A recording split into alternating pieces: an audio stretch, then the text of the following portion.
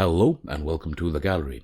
This week's a little bit different, but we are painting Angron, at least beginning to paint Angron.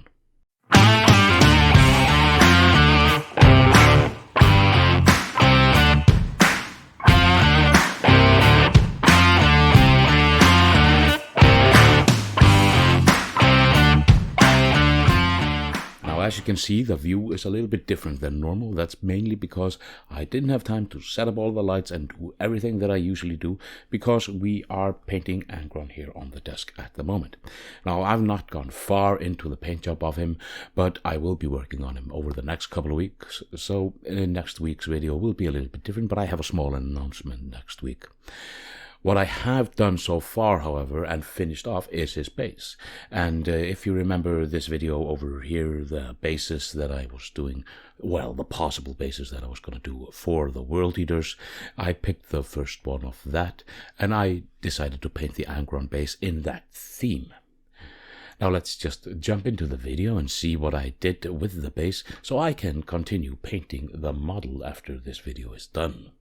Now for the base, I started with a black primer, just to have some good undercoat when we start this entire process.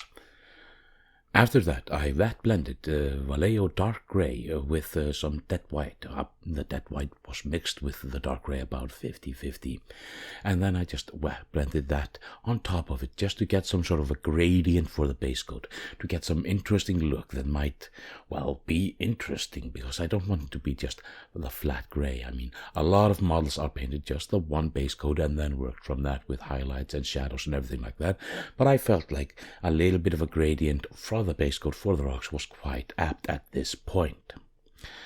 Now, to darken it down a little bit, I used a little bit of Nuln Oil, and I dragged it. I basically covered the entire thing with it, but I dragged it from the top to the bottom into the crevices, because where you lift your brush, that's where you will deposit most of the paint, and therefore all the crevices will be a little bit darker than the rest, and the rest of it you will just taint a little bit.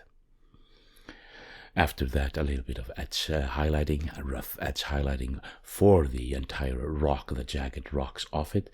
I used some of the paint that I had already mixed, the dead white and the dark gray, and you can of course use whatever colors you feel like. If you keep them sort of toned correctly, it's the same thing.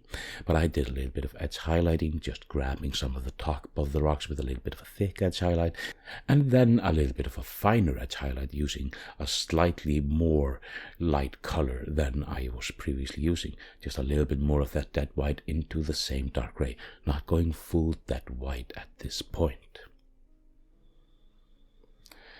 Now, I added a lot of skulls to the base, and I mean a hell of a lot of skulls. There were 30, 40, 50 extra skulls that I added to the base, and it had a fair few skulls to begin with, but I felt like, because this is Angron and this is Corn and World Eaters and everything, that it needed even more skulls, so I added a lot more skulls.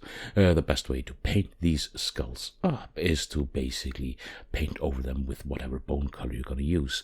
I like to thin the bone color, and in this case I'm using just skeleton bone from Vallejo, and I am just painting it very thinly over the entirety of the skulls, because then the paint will seep into all those crevices, and there are a lot of crevices there. After that is dried, I use the same paint, not thinned as much, and I just brush over the top and a little bit rougher, and this will give you a fairly even coat, or at least even enough. After that, it's just picking out all the metal spikes, which are a few here and there, and painting the Space Marine helmet if there are somewhere here and there in whatever color you feel necessary. In my case, I like to paint him green because a friend of mine, he likes salamanders, and I always like to stick a little bit of dead salamander stuff in there just for fun. After all those spikes and the skull and everything is painted in this color, I just wash over it with Agrex Earthshade.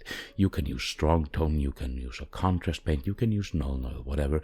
Just it's best to use some sort of brownish wash over all those skulls, and then you get a lovely detail. And the spikes will become a little bit more aged, and the Space Marine helmet will look a little bit more rough.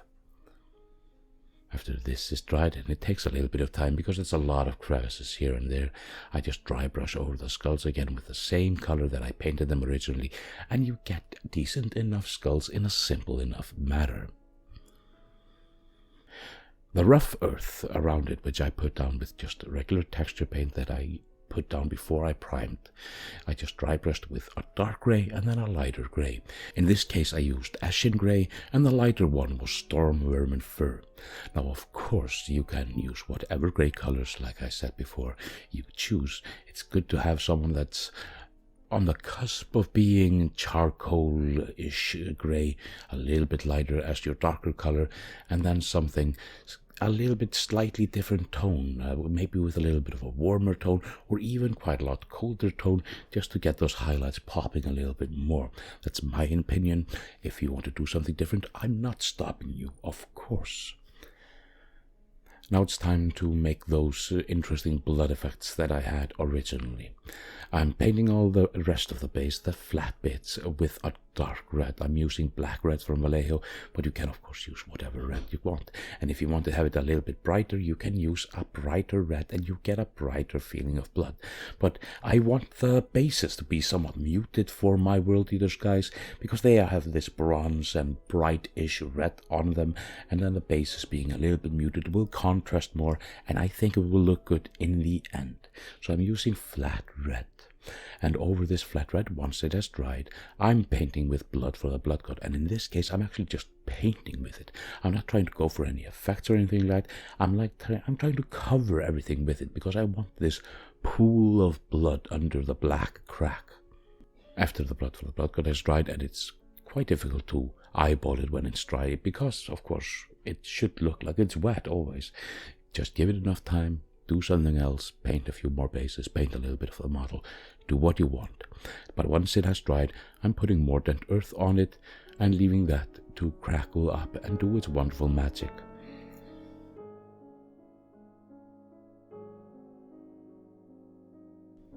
In this case, perhaps I didn't let the blood for the blood god dry out enough, because I felt the mordant earth was dragging the paint a little bit with it, so it was probably still a little bit too tacky. But we'll work with it, we'll fix our mistakes in the next step, and that is to add more blood. We're using blood for the blood god again, a little bit into the skulls. We're thinning it a little bit with water so it flows a little bit into the crevices of the skulls, and we're painting it here and there, having it flow, making it look disgusting and interesting and, well, corny. And once that is done, the base is basically done. Painting the rim, and you've got the base for Angron, and now it's just to finish the entirety of the model. Now, before I reveal the end result of the base, I would like to ask you possibly to come along next week, where I will be making a small announcement. I'm doing some changes. I'm doing something that, well, will fit me more. So there will be some changes to the channel, which we will go over in next week's video.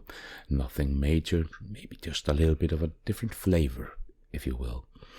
So that's for next week, and while I am quickly doing a quick video for that, I will also be painting Angron on the side to give him the love he needs. He is an angry man, and sometimes they just need a little bit of TLC. Anyway, let's take a look at the base. Thank you for joining me here today. There are links in the description for all kinds of stuff, the social media, the Amazon store, and of course the Patreon, which is by far the best way to support my little channel and my endeavor here. Like, share, and subscribe, and let the colors flow. But until next time, farewell.